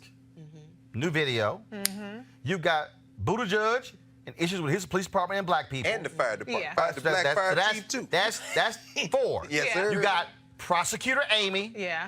That's 5. And you have Republican Warren. No. Hold on. No, wait. You got those Lay 5. out the receipts. On the other that end, doesn't make no sense. On the other end, you're gonna have 2 people. Right. You're gonna have Warren and Steyer, who do not have any criminal justice background. No, they don't have the criminal justice. So my part. deal is, somebody gonna have to say, hey y'all, I ain't one of them. Guns loaded. No, you're gonna have to make that contrast, and that's the only way. Okay, Klobuchar, who's yet to talk to black media. Right. Now, I know your campaign is texting me as we're sitting here on the air, and I'll be calling when I get back. She's back on Morning Joe in the morning. But you should have been returning our emails when Jackie Clark, my booker, was hitting y'all in middle January. Come on, Ron. Should not have taken me having to call you out on Twitter and Facebook and Instagram. Period. But I appreciate y'all reaching out to me now, and we'll be talking. But also, let me be clear, no candidate, surrogates, or campaign officials can come on my show until the candidate comes on. That's for you, Joe. That's for you, Amy. That's for you, Mike. That's how we roll. What I'm saying is, with this debate, you have to go there. but she also doesn't have the competency when speaking about it. So her range is very, very little because specifically about Warren, about criminal justice. Because I don't know if you guys saw, she did a roundtable with formerly incarcerated people. And she did not. Their clip that they managed to put together, it wasn't even that good. No, I think she talked about housing, these same 3.2 million housing units. She talked about for redlining, the same answer she gave for criminal justice. She has a very limited. No. Here's a piece though. Actually, because what I was about to say even before when you said the competency piece, actually the smart way to talk about criminal justice. Is to connect it to economics. Sure. Well, because follow me here. What people don't understand is that here, because of the welfare bill signed by Clinton, you come out, you can't go to public housing. Exactly. You can't get student aid. See, again, this is where Warren or anybody else, y'all free advice, has to say, America, y'all may not realize this. Yeah. But we should stop talking about rehabilitation when the fact of the matter is they can't move into public housing. They can't get student loans. They can't do this. Talk about the whole deal with ban the box. If I'm her, I'm staying in my economic lane. But I'm connecting economics to criminal justice. Economics, housing. Economics, education. To me, Greg, that's where, if you're like, hey, I'm going to let y'all sit here and fight the police chief or whatever, but I'm tied to economics. It's difficult because I watched the last part of the debate, the New Hampshire debate, over on Connecticut Avenue, Politics and Prose, and listening to this white audience, like 2 black people out there. Let me go, man. They were convinced that Klobuchar won that debate. And but they weren't alone, of course. No doubt. But to your point on Warren gave the best answer on the effect of economics on structural racism. And of course, Buttigieg had nothing to say. And I'm listening. I mean, we could walk. We could walk. That group, yes. We could walk through it sentence by sentence. And we'll walk you through how. No. Warren is head and shoulders the most intelligent candidate on that, and she understands the policy implications of economics, as you said. She tied it again to, what we saw in that commercial, that's the reparations argument. But my point is that... Greg, her problem was she only had that moment. No, I agree. And now was the... you got to have more than one moment. All I was going to say was, this crowd that's listing these people, and they're going back and forth, it wasn't so much that they were listening to the policy. People are responding to personality. Precisely. And so therefore, Warren has been consistently very effective, in my mind, is what she's saying. But you're talking to low information voters who watch Super Bowls and stuff like, and that's why Bloomberg can even be in the conversation with no conversation having ass. Because ain't nobody listening to who's the smartest. They voting on the guy they want to have a beer with. All I'm saying, Eric and Reese, is this here: when you step back and I think, first of all, like I said last night, Democrats need to calm the hell down. Okay, it's only 2 states that are voting. Really, it's only 1 because Iowa has no clue what the hell they were doing. And what you can't do is if you're a candidate, you can't get so caught up in the minute by minute data whole piece, because here's the deal: campaigns shift and change on a dime. Because even with all of the money Bloomberg is dropping, it may reach a point where that also turns off voters. See, it's all these different variables here, and I just think that if you fall into that trap, look at Tom Steyer, Erica. Nobody. I can't find nobody who would have said by the middle of February, Tom Steyer is polling second among African Americans in South Carolina. Wow. Well, he's been camped out there. No, that's my point. But again, my point is, it don't matter he being camped out there. The fact that how are you connecting? What are you saying? What is of interest? Those are the things that, again, that I'm sort of looking at how people respond. Bloomberg is gonna come drop his millions. If I'm debating Bloomberg, I'm gonna use his money against him. Oh, absolutely, and that's just what I was saying before about, I don't know how many people can connect to a billionaire.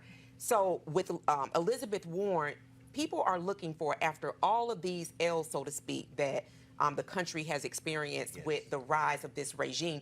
People are looking for somebody who don't have shit to lose. So Elizabeth Warren is a person that I can relate to. She's had a job. She's been a single mom. Come on she's now. been to school. She's had to pay her way through. I'm looking for, as it gets closer and closer to time for me to make a decision, somebody who's more relatable. So I absolutely agree with you. Along with Tom Steyer and folks like Mike Bloomberg, these are people who, when you start to look at their track, you knew they were going to run for president because they were setting up, oh, I've got this whole impeachment thing that I'm running against Trump, and I'm registering people, or I had this gun reform. All those roads lead to now, this is what I want in return from you. But when people, even if they're not policy wonks, somebody talking in a language which includes me, and this is a message that is repeated over and over, that is how we learn by repetition. That is the person that I want to go to the ballot box and check the box for. Everybody else that's jumping on for a check or whatever it is that they're getting, that's their own reckoning that they're going to have to face. I think, though, with, and I made this point last week, the problem that Warren has is money. That's the same problem that Biden has. That's very true. Warren had to record a video to ask for $7 million in the next 11 days. Right. Meanwhile, Amy Klobuchar is tweeting, oh, we made $3.5 million just off of the debate. And so she's really struggling to try to convince people to stay on board with her. She created this litmus test of grassroots this and no big money donors. And so she's kind of put herself in this box. It doesn't, you know, you can have a great message.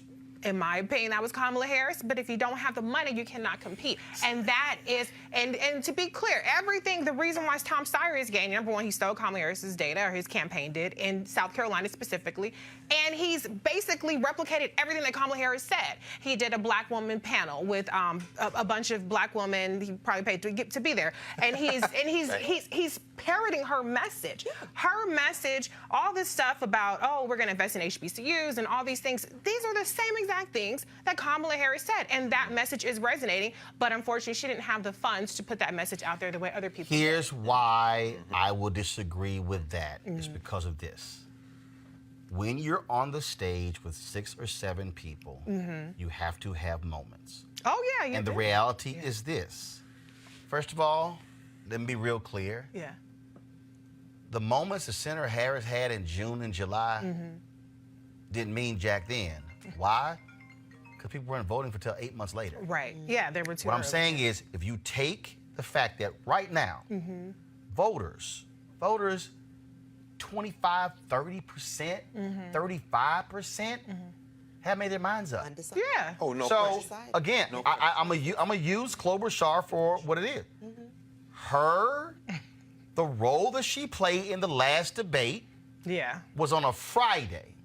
They voted on a Tuesday. That's true. So what I'm saying is this here. That's true. I might not have any money, but if I walk into a debate, she can change the game. And that's what I'm saying. If she has it in her. And that's what I'm saying for Biden.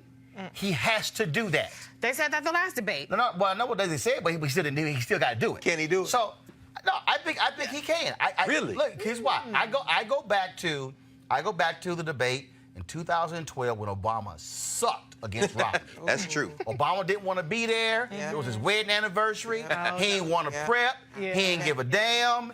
That the campaign, they knew it. That VP debate, Biden ass was ready. Now, granted, that was 8 years ago. That was a long time ago. That's good. Where's that Biden ass? Right, where's that joke? But what I'm saying is this here. What I'm saying is, when you are up against the wall, two things are gonna happen. You're gonna wilt, or you're gonna fight.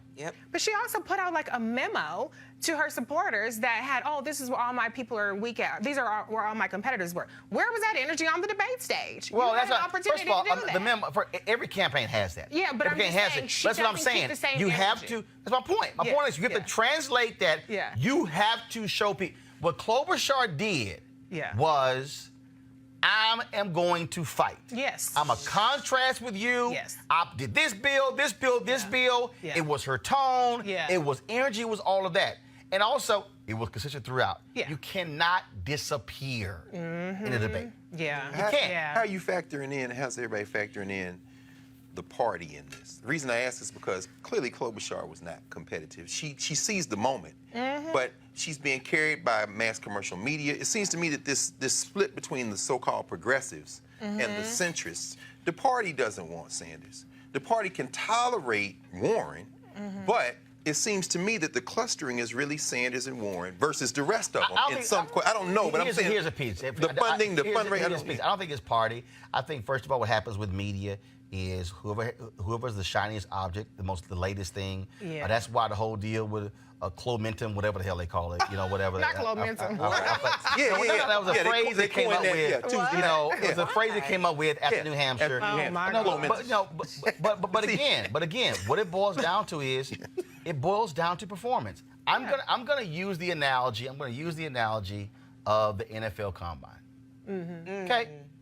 You could have been a marginal football player. You could have been an okay football player. But then you go to the Combine. Your ass run a 4.28. First of all, that alone, all of a sudden, boom! Yeah. Okay? Yeah. Then all of a sudden, you go to the vertical leap. All of a sudden, you go to the shuttle drill. Then you go to the bench press drill. You have seen athletes who are marginal, okay, decent ball players go to the Combine. That's true. And go from a 6th round to the 1st round. That's true. Show up. Because the Combine is built for a certain deal. It ain't really about, forget the film. It's really just, oh my God, because the NFL is in love with the physical attributes of a player. But that's true democracy. Everybody gets to run. Right. The clock, it ain't gonna lie. You say ball don't lie. Debates are the same way. The debate is... But you got to get to it, though. You got to like get to it, point, and you got to... body Pamela before she could even get to the But also, and this is where they did, but Senator Harris also has to accept also, because this is how Warren failed. Senator Harris was for Medicare for all. Then she's like, okay, no, I'm not. No, that's it. Okay, that is it. You're right. You're right. She never recovered. You're right. And neither has Warren. Where did Warren screw up? That's right. Warren didn't admit the taxes. No. The medical, the health care. No. She actually put a number on it. That's what she did. That's the thing. What has Bernie done for 8 months? He said, we had, look. we had, look, y'all need to watch this tape. I had Breonna Joy Gray on last night. Sure did. And it's sort of hard. No. It's by design. Right. You don't put numbers on some stuff. You let the concept and the idea. The last debate. How you gonna pay for it, Bernie? Look, y'all. Medicare, right? It was like, no, you his ass ain't even here. You right. She fell into the trap of, they were hitting her so much. She's like, I gotta give him a number. No, you don't. Because she didn't want to just say, she didn't want to admit that she was going to raise taxes, so she came up with this elaborate thing to try to prove she explained it. Wait a minute. Last night, Breonna said on here, the experts say we might have to raise taxes around 4%. Of course we will. But guess what? But that was Breonna Gray saying That's what I'm saying. Bernie was like, I ain't even gonna address you. How stupid are people? That's all I'm saying. How stupid are people to understand that if you pay 4 or 5% more in taxes, but now you have no subsidy you don't have to pay anything for your insurance. I mean, the people are so dumb. To your point, don't put no numbers in it because people too dumb to understand. Right, because you already said no information. The moment you utter the words, raise taxes, right, boom. So she was so smart. Yeah, she was dumb. She was dumb. She's a policy wonk, though. Right. And she's a policy wonk. But the information does not translate to. Right. But here's the art of the game is knowing when to answer, when not to answer. Right. That's true. And that's just that's the deal. You're right. But here's the other problem that we're seeing, and we're seeing this show up in these non-endorsements and these double endorsements, which aren't even endorsement. People are so afraid. They're either afraid of being wrong and picking the wrong person, so they're like paralyzed with fear. Very true. Or these candidates have played so nice with each other that people aren't really seeing the distinction. Because, like, for me, as a person who follows stuff closely, I'm thinking, okay, well, I look at second choice voters for Biden, it's Sanders. And I'm like, what the? Our second choice people because people are not distinguishing themselves enough. And so everybody is tolerable, and it depends on these flash in the pan moments if you can build one. It depends on fundraising if you have the money to flood the ads. but people are just not. They just aren't. They don't. Nobody has really presented that compelling case to be like, boom. Well, it's it's because. Okay, let me go back. Let me go back to why you must study history, y'all. In 2016, there were only 2 candidates. Martin Malloy don't count. It was Hillary Clinton. That's right. It was Bernie Sanders. If you go back to Obama in 2008, there were 3 candidates when they got to Iowa. Obama, Hillary, John Edwards. You didn't have 6, 7, 8, 9. That's right. Now, let me use the Republicans. Trump was able to win because there were 16. That's right. Because he didn't need. There were 16 candidates. First one to drop out was Scott Walker or Tim Pawlenty. Scott Walker, Tim Pawlenty were the first 2 to drop out. Convention of Wisdom said, oh, Midwestern governors, Wisconsin, Minnesota, oh, they're going to be the nominee. First 2 to drop out. He benefited because I only needed 30, 32, 35%. And the Republican rules is when to take off. So when people say, Trump's base, okay, when you have a base, you don't need 50%. No. So guess what? Sanders is actually benefiting from there being the multiple number of candidates. For now. And so this is my point where if you're a Warren, if I go, because not only that, you got a caucus in Nevada. If I am able to swing, if I'm able to really swing the debate, I potentially could shift 5, 10, 15,000 votes. That you can go literally from 5th to 3rd or 2nd on the shift. But you got to perform. And I think and that's the real issue there. And so I dare say the next debate, all eyes will be on how Bloomberg performs. All eyes will be on, obviously, Biden. But I still believe the person who, if you look at her record, if you look at where she is in policies, the person who I still believe can make a real move, y'all, Amy polling at 0.5% among black people. Amy who? Right. Klobuchar. Right. That's right there. Right there, Erica. She DOA in South Carolina, Georgia, North Carolina, Arkansas. Next to Mayor and Pete. So but he's there. But you have to, and I still am not sold. I'm not. For 350 million, Bloomberg gonna have to prove he can win. There are 11 states voting on March 3rd. He can't win 1 or 2, Erica. No. That's right. Erica. No. With that amount of money, you're gonna have to win, boo, 4 or 5 to show me you a real candidate. You can't win 2. Right. Listen, and black folks are pragmatic. And that is where, and that is what I know about black voters. For all of these people that have signed on to Bloomberg without his accountability for the harm and the trauma that he has inflicted on black folks for generations, there's still a reckoning. So this is going to be interesting to see. All right, y'all. When your mama weigh in, you get your ass in line. No question. That's even the case for Snoop Dogg and his do-rag. Snoop Dogg, y'all, has apologized to Gayle King for the words that he spoke after her interview with Lisa Leslie asking about Kobe Bryant. This is what he dropped on Instagram. Coming at you live and direct with a message. 2 wrongs don't make no right. When you're wrong, you gotta fix it. So with that being said, Gayle King, I publicly tore you down by coming at you in a derogatory manner based off of emotions, me being angry at questions that you asked. Overreacted. I should have handled it way different than that. I was raised way better than that.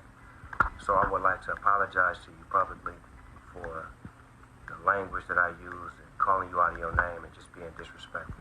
I didn't mean for it to be like that. I was just expressing myself for a friend that wasn't here to defend himself. A lot of people look up to me and they love me and they appreciate me, so I want to let them know that anytime you mess up, it's okay to fix it. It's okay to man up and say that you're wrong. I apologize. Hopefully we can sit down and talk privately. Have a good day. All right, I said on Monday I was sick of this story and it needed to end. It prays. Snoop's mama, thank you. Right. I mean, thank you for, because this had gotten us ridiculous. Yeah. I have an adult son. His throat would have been in my hands. I know that's right. It would have been in my hands. This whole on social media, people not being able to control their emotions has gotten out of hand. Like, disagreement is one thing, but to go as far to say that you're going to threaten somebody, you're going to, for their safety, and Snoop is almost 50 years old. Get your that was entirely too much. And to me, that added more angst to what Miss Vanessa Bryant and her family are going through. They've not yet buried Kobe and dear Gigi just yet. So I don't think that kind of like... No, actually, the funerals are taking place. The funeral took place, okay. The burial took place February 7th. Okay. But so they'll, what is that, a public memorial that'll be happening on the 24th? Okay. So I mean, like, that is a whole nother event of grief that she has to continue to go through. So, at this moment, social media bandwagons, there has to be some conscious of thought happening here. And I'm very glad that the same woman who said that she believes Snoop to be a minister did get him together, because I would have jacked my son off. Greg, this is why you gotta have grown-ass people, black people, who weigh in, who can say, yo, let me holler at your ass. Right. Well, Roland, the days have changed. I mean, you ran the Chicago Defender. There was a time when black public spaces controlled by black people had real authority in black communities. Now you've got hip-hop artists, rappers, who made names for themselves by calling women every type of name, who were celebrated not just by black men, but by black women in the hip-hop industry, who are now looked to for their opinion as if those opinions matter. On the other side of the ledger, you have folks like Oprah and Gayle, who are really in many ways inventions of a white corporate media who found people who could appeal to a demographic beyond their base, white women primarily. So this is all a mess to begin with. I mean, and so when you see, as you say, Snoop's mom come in, I'm glad you said, because my mom would do the same thing to me. The irony of it finally is that you have someone like what Snoop does, Brother Brodus does. He communicated in a moment out of impulse. But the irony for me looking on social media was how many people co-signed him. And I'm not just talking about men, I'm talking about women, and I'm not even talking about men and women, I'm talking about boys and girls, teenagers and 20-somethings. So that what came out was, Gail, why you asked that question? Here's Lisa Leslie sitting here. So I think the whole thing is a mess, but it comes down to the fact that our media platforms have to be controlled by us, have to be things that we give investment to for authority, and as whether it's the Defender or Roland Martin Unfiltered, we got to stop looking at entertainers to be some kind of moral barometer for how we should be talking to each other. I just don't see how we... And I just thought, what really just disturbed me the most was when I saw it was trending, hashtag I stand with Snoop, and then because it started hashtag I stand with Gayle, and I'm like, you have black people dragging the other black person. I'm like, we're at where I said, why don't we have hashtag I stand with black unity? Because that's what we need to be doing in this time. Snoop, he took things too far, as well as other people that jumped on the bandwagon. I still don't think that, the way that Gayle handled that in that sensitive time was appropriate, but I don't think that it warranted all that it went to. And so the thing about it is, it's always about, the problem is we always have to pick sides, and we have to pick them viciously and be vicious towards each other. And there's a contest when we need to be more united, period. I appreciate that Snoop apologized, because hopefully that will make people understand that we don't have to always be at war with each other. But this is also why you have elders. That's right. That's right. He's 50. Well, you should be No, he's not. No, follow me here. Follow me here. I said this to y'all. I said this. If you when you're in Ghana, you're in these different places. Come on, brother.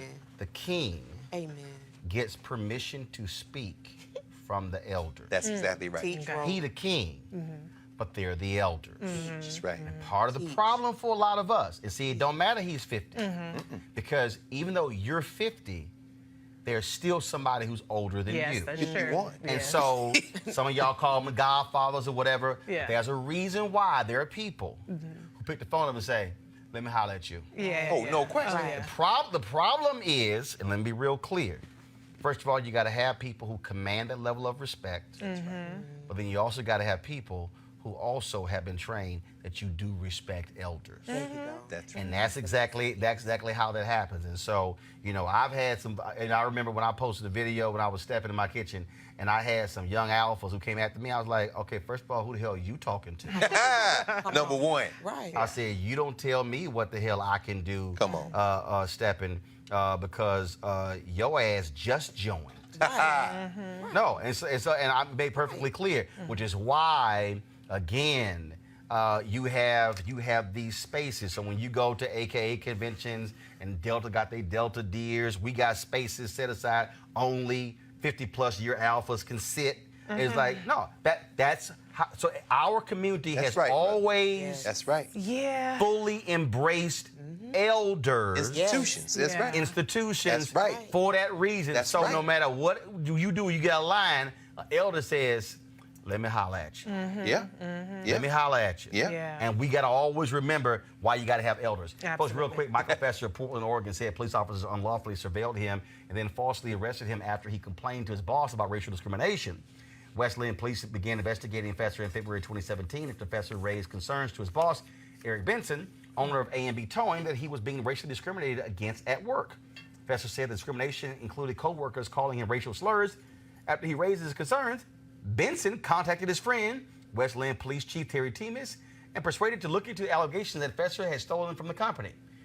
With the approval of Wesleyan Police Lieutenant Michael Stradley, detectives Tony Reeves and Michael Boyd used audio and video equipment to watch Fesser while he was at work, according to a lawsuit filed by Fesser. Surveillance was conducted without a warrant or probable cause and did not result in any evidence that Fesser was stealing from his employer. Ain't that something? Y'all, go to my iPad, please. Remember the homeless dude, formerly homeless dude, Donald Trump asked to stamp the State of the Union? Well, the Associated Press has this story. President Trump said in the State of the Union speech that a homeless vet turned his life around thanks to a company using the administration's Opportunity Zone tax breaks. But the man never worked at a site taking advantage of the tax breaks. Y'all, you read this story here? They were lying the whole damn time. Just straight ass lying. And just, and matter of fact, the guy that where the business is, the area doesn't even qualify for the Opportunity Zone tax breaks. Shock and awe. Roland, you've been in this business a long time, brother. Have you ever seen a moment in American history where the lie is the preferred thing? They lie about literally, I didn't call Bar. You called Bar the minute you saw the thing. I mean, just liars, man. Right. Yeah. It's just crazy. It's just crazy. All right, y'all. Did y'all see the video of this asshole on the plane? Got upset because this woman actually reclined her seat. Well, she was like, okay, you know what? Let me record this fool.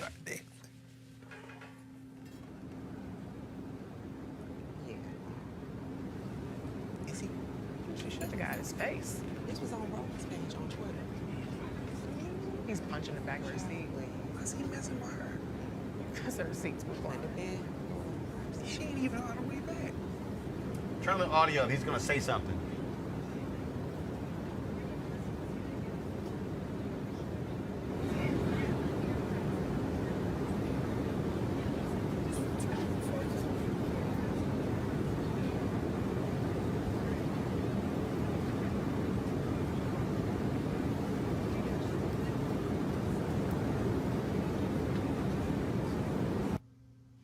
All right. Now, what's interesting to me is a whole bunch of people, this has been a real issue. People have been upset saying she was wrong and he's wrong. People say it's disrespectful to recline your seat. I've heard people say, oh, I've almost had laptops broken when somebody reclined. Y'all, he was watching a video on his damn phone on the TV tray. Okay? Seriously. Now, he was in the last row. His seat can't recline. Okay? Let me be real clear. When you sit in that seat or certain exit row seats, your seats can't recline. That's a result of those seats. Guess what? Be early enough and book your seat. I'm sorry. I disagree with these people who say I should be able to recline my seat. If the damn seat recline, I'm reclining my seat. And this whole deal, I need to ask you permission for me to recline my seat. No, it's not. That dude, first of all, he did it because she was a woman. Oh, yeah. Because ain't no way in hell he would try that with a dude. Well, if y'all was sitting there, he wouldn't try that with a black woman. Apparently gave him drink tickets and apologized to him. Really? Yeah, that's what I read. I don't know. They would have to call an air marshal because he would have got his ass whooped. Yeah, I've had somebody be aggressive with me, and all it took was really a turnaround and a look. Oh, yeah. Yeah, though, that's that's a form of harassment. It is. And I wish that she would have been able to just turn around and confront him around that. I'm glad we see it on tape, but that type of I think kind of like poking and prodding really does warrant somebody asking for something to happen in the reciprocal. Oh, yeah. What said? Oh, I wish a mother would. Yeah. I mean, but you know, it's interesting. These planes, I mean, it's capitalism at work. I'm sure there's a branch of psychology where they study this. As they've taken these seats out and made them smaller, and then they still have the recline function, you're creating a situation where it's almost impossible to be comfortable. I mean, I'm a person who, you know, maybe it's how I was raised, but you know, I expect to be uncomfortable on a plane. So if it's a middle seat or somebody reclines back, I just expect that, and I know that I'm going to get off in a minute. But if you're getting on a plane thinking that you're going to be comfortable, you're in the wrong form of transportation. They have shrunk those seats over the years. First of all, they've shrunken the seats, and they've actually added more seats. Yes. It's a revenue deal. But it's sort of like the people who have this belief that the bin over their seat is their bin. Is their bin. No, this ain't your damn bin. It's shared space. No, I've seen people act a fool with flight attendants. No, you can't move that. You can't. I mean, the other day I was on, and this woman was like, she was trying just to back. She was like, you know, be careful. I have something fragile. And here's the deal. What she didn't realize is it was a black male flight attendant who was a fan, and he went, fragile items are not supposed to be in the bins. Moved her shit. He trying to get on crazy ass white people. Moved her shit. Wait a minute, because he was like, he goes, no, Mr. Martin, your bag will be on the plane. I love that. And so this white woman, she was like really upset. And he said, no. Fragile items don't go in the bin. Yeah. Lord have mercy. My man, I was cracking up. I love and the other passengers, and actually what made it worse was, so I had an aisle seat, was like row 3 or 4. So I get on, and some white woman in my seat, and so she stands up and she says, well, you know, I'm here with I don't know who was sick or whatever. You know, can you switch? And I'm looking, and I'm like, hell no. That's why I get. I mean, there's a reason I request the aisle seat. You stretched it out. The reason I request the aisle seat is because on those planes I can lift the handle up, so I ain't tight. So I turn out and out. I got leg room. Well, another brother who watches the show, he's like, no, I'll go ahead. I'll go. He gets out of bulkhead to go sit in that aisle because I want to sit on the window. So I sit in this aisle seat. But again, I ain't got to. I purposely picked the aisle seat. Exactly. Right. Yeah. But what was a trip was that, like, literally, these people had this belief that, like, no, and they believe that if I put it in, it can't be shifted or moved. Right. And he was like, no, we making room for other bags. No Right. My man was like, hey, this is shared space. That's right. Oh, it was a trip. But again, these people act a fool they don't have on no these sense. planes Yeah. and lose their ever-loving mind. I'm telling you. Yeah. If I recline a seat, Help him, Roland. the air marshal will reveal him or herself. Because somebody gonna get straight cussed out. Yeah. And it's gonna be, push this seat one more goddamn time and see what happens on this plane. See what A happens. look. Oh, A look. there will be bass in my voice. There will not be treble. Lord have mercy. I'm just letting y'all know.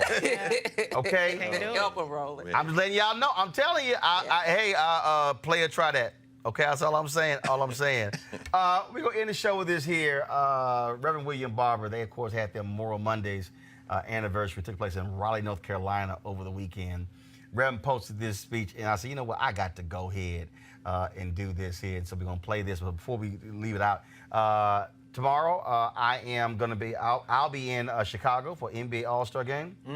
There'll be a guest host because today is actually my wife's 55th birthday. Happy birthday, Red. I got it hooked up real simple because, you know, Bottom line is, I can give the same gift last 10 years. That's a trip to All-Star game. So nice. I'm a guest of the NBA. It's all good. That's why she's happy about it. So you know, that's why it's perfect. That's how y'all do that. You gotta know. Look at that. You playing that. That's right. Everybody ain't able. I'm sorry. And I damn sure ain't gonna apologize. So nobody recline on that flight tomorrow. I damn sure ain't gonna apologize. Valentine's Day ass whipping. Right. And not gonna apologize for it. So y'all see, so I took this video before I left the house. Yeah, seriously. That's not a 55-year-old. That damn birthday queen crown on her head. Oh, got the crown. Show done. Girl, I know. I was like, what? I said, what the hell? Let me tell you how ignorant she is. Why does she go to breakfast with my niece to order off the 55 and over menu at IHOP? Just to do it. But she realized that you get free breakfast on your birthday at IHOP. So no, she got it. So they got it. Now that's funny. I ain't get the hell up early to go eat no damn 55 and over off the menu at IHOP at 8 o'clock in the morning. Lord have mercy. Because my ass 51, so I ain't. You, if you think I'm gonna she go, was robbing the cradle, right? If you think I'm gonna go to IHOP to go eat breakfast early, hell, I can go to IHOP eat the 55 menu at midnight. I ain't doing no 8 o'clock in the morning. So Jackie Hood Martin's birthday, I'll be in Chicago for NBA All-Star Game back on Monday. We'll be guest host tomorrow. We're gonna end the show with my man Reverend William Barber dropping the hammer when it comes to what we gotta do to organize and mobilize to vote these thugs out. I'll see y'all. Holla! If I was at my home church, I'd tell you, slap somebody a high five and tell them I'm ready to fight. I'm tired of crying. I'm tired of mourning. And I'm going to fight with love. I'm going to fight with truth. I'm going to fight with marching. I'm going to fight at the ballot box. I ain't got to hurt nobody. I ain't got to cuss nobody. But everybody, it's time to vote. It's time to intensify and embolden your agitation. Turn to your other neighbor and say, neighbor, agitate. Agitate. Agitate. Turn to your other neighbor and say, neighbor, since they fear us, let's make their fear real. Let's go to the ballots like never before. Do I have a mobilizer? Do I have a witness? Is there anybody in here that's gonna do what you got to do? Turn to your neighbor and say, neighbor, neighbor, neighbor, it's fighting time. It's standing time.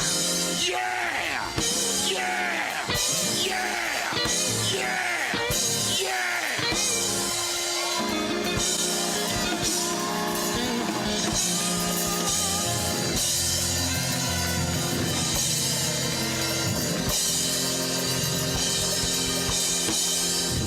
Raise your hand if you're going to organize. Now grab that hand and say, you better not be lying. Grab it. Say, you better not. Say, you better not be lying. Say, you better not be lying. Hold that hand, hold that hand. Some say, you better not be lying. And some say, I may not even like you sometime. Some say, I may not like you sometime. But this year, we're going to put all that aside because it's time